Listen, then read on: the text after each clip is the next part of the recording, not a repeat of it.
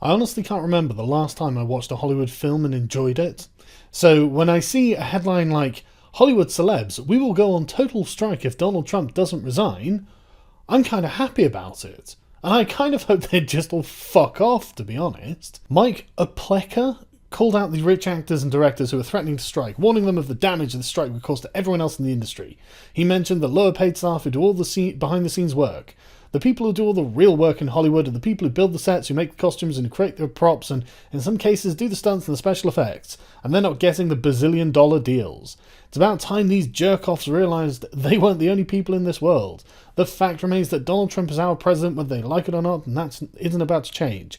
Let's hope for the sake of everyone else in Hollywood these ignorant celebrities suck it up and deal with the fact that their candidate didn't win.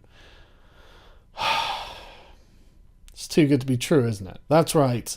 This is part of the growing right-wing fake news industry. And I don't spend a huge amount of time talking about it because I don't usually find it very interesting. But when they start lying to me about things I actually want to hear, then I have to check for myself.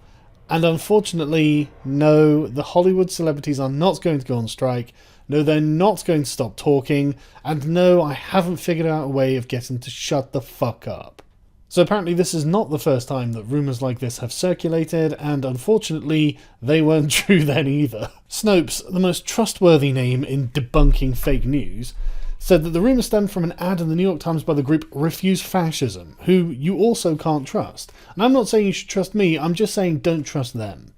The group, which included Rosie O'Donnell, called for millions to hold a protest to create a political crisis that prevents the Trump-Pence fascist regime from consolidating its hold on the governance of society. Implying in any way that the United States is under the grip of a fascist regime is also fake news.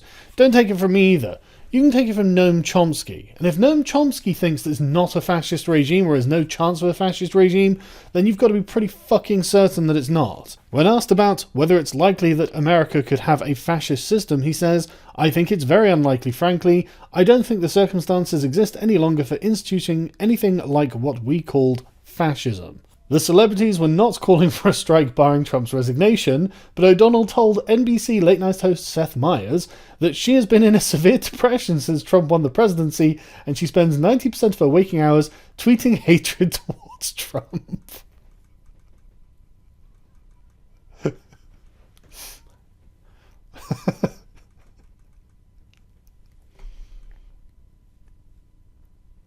Good.